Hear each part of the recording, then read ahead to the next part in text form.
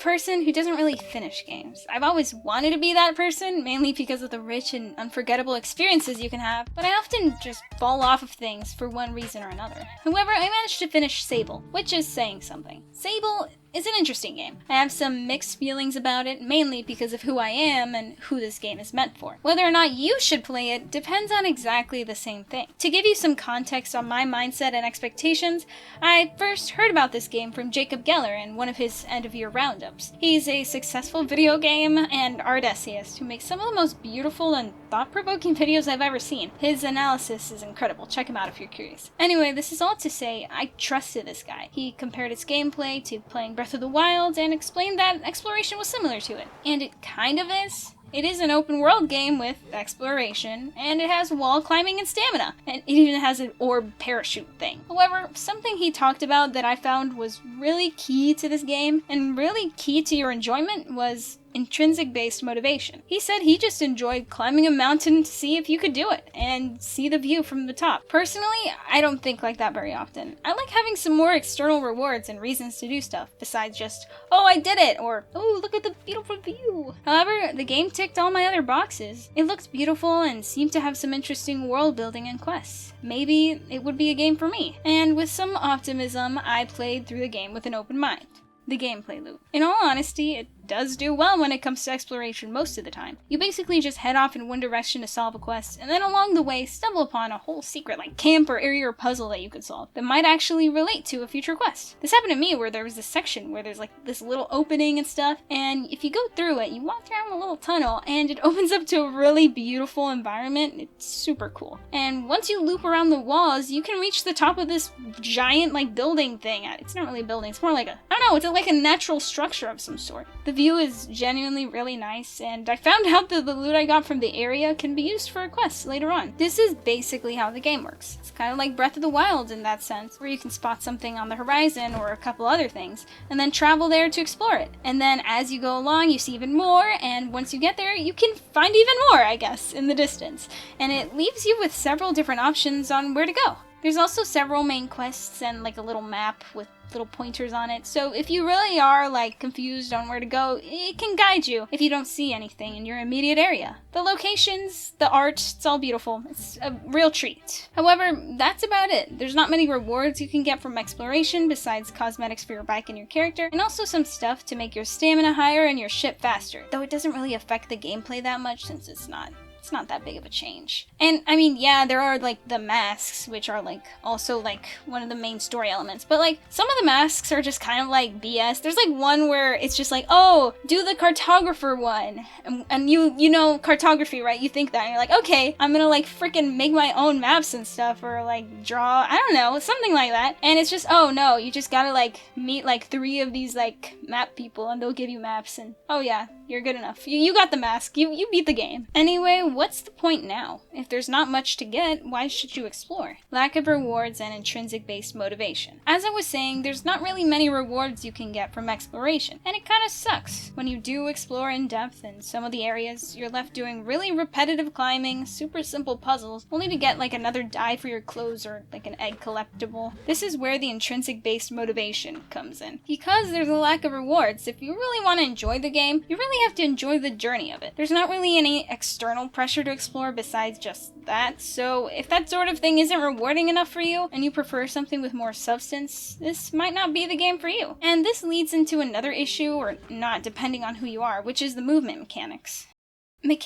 Because the game is all about movement, if you want to enjoy the game, then liking the movement is important. Because most of the time, you're just going from point A to B. And though I've seen complaints and reviews about how the camera moves and the floaty jump, honestly, I don't think that's that big of a deal. The most annoying thing is the climbing. The climbing is slow and has the same sort of minigame as Breath of the Wild's climbing. You basically just hold your movement keys and try to find little nooks and crannies where you can rest to regenerate your stamina. And honestly, it wouldn't annoy me as much, but like, it's like one of the only things you do. So you're just like holding frickin', W or up or like whatever, just like waiting, trying to get there. Besides the climbing, there's one other really important thing, which is your glider. It genuinely is a joy to ride, but something you need to consider is that the controls for it are really simple. You can accelerate, you can strafe, you can steer from right to left, and you can get off. That's about it. And let me compare this to something that I really had in mind when I was playing this game, which is Breath of the Wild. In Breath of the Wild, there's a horse you can ride if you like tame one and stuff. And with that horse, instead of just holding down the movement stick, you can do a speed boost. You could pet your horse, you could use a bow and arrow, use a sword. You can even slow down your speed to different gates. In Sable though, there's not really much extra stuff you can do. And because the gliding is supposed to be like a major aspect of the game and you're spending like time on it, like a lot of time on it, I feel like it would have been nice if they could have added some more stuff, like maybe like a little boost that you can just click and that regenerates every once in a while. Or like, I don't know, something else cool, like a freaking backflip. But,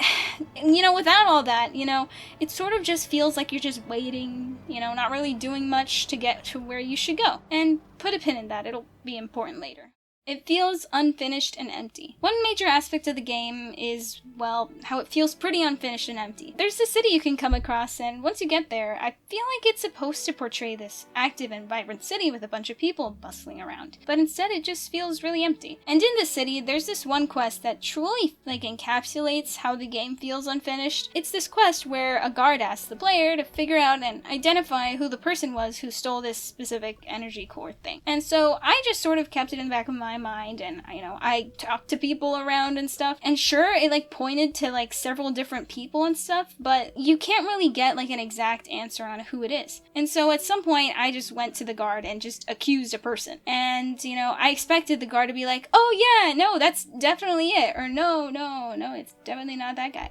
But no, the guard is just like, yeah, no, you know what, you're right, let me just think about if we can arrest this guy or not. And if you pick this super powerful person, right, who's in the city, right, he's just like, oh, we can't really arrest him. Sorry. And if you pick the other two options, then he's like, okay, you know, sure, I'll just arrest him. There was nothing really like confirming who it was or who was the person who actually stole it. So like, let's say you just picked the wrong person, like in canon, I guess, you literally could have accidentally just arrested someone and it would have been your fault. This quest confused me so much, so I actually wanted to like, okay, what the frick is the answer? So I looked it up, and apparently the developers actually ended up confirming who exactly it was, which was the mechanic. And, you know, I like wonder, you know, like, I feel like that should be in the game, you know? Like, they probably should have like been like, you could meet the guy in prison and be like, you were wrong. It was actually this guy. Or no, you were like, you were right. You were right. If they had the person who you arrested confirm who it was, I feel like it would have had more of a like proper ending. Without that, it just sort of feels rushed and like they couldn't properly figure out a way to finish it. Another thing that kind of shows how it feels a little unfinished is this one bony mountain region, sort of. From the ground, it looks like there's these giant skeletons reaching towards the sky. Excited, I was like, oh my god, there's like a city on top of it. So I figured it out and I found, oh okay, you know, I can freaking scale that mountain right there. So I did it, you know, slowly but surely. And after what felt like ages, I reached the city. And it was basically nothing. It kind of felt like looking at those pop-up buildings made out of cardboard because of how much nothing there was. There was nothing really interactable, no NPCs, no nothing. And then in the distance, I found something like it, another city perhaps. Hopefully it wouldn't be as disappointing, right? But again, it was bare. Only an NPC that sold basically cosmetic ship parts. Because, as I mentioned, the ship parts don't really matter too much. It's good that it's boring. Something about the game that I'd like to say is that the lack of rewards and how it feels unfinished and empty might actually be a good thing depending on who you are. Me personally, I'm not sure if I jive with it, but I still like kind of enjoyed it, if that makes sense. I know, what a weird mixed review. The best feelings I had came from when I viewed it almost like a meditative experience. Or like I was playing one of those synthwave wallpapers, but like, you know, in a more pastel art style. For me personally, it felt like taking a car ride with no one else on the road. In our modern era, where we're constantly fed dopamine and little bite-sized bits of content constantly, it was zen-like. It reminds me a bit of this analysis from H. Balmer Guy's video on Pathologic. He talked about how in Pathologic, you're sent walking around from location to location with a slow walking speed struggling to where you need to go. But with that struggle comes a lot of just time to sit, think and reflect. In a way, the fact that the game is dull and repetitive makes it almost relaxing. This is pretty much why the comparison to Breath of the Wild really screwed with me. Before I played the game, I thought it was gonna have way more stuff and rewards and punishments and stuff, kinda like Breath of the Wild. In that game, you don't have just movement, but combat mechanics, and you could tame horses, there's a bunch of other mini-games and little quests and stuff. You have the freaking puzzles in there with the shrines, so your exploration has way more purpose. So with this in mind, if you want to play Sable and enjoy it,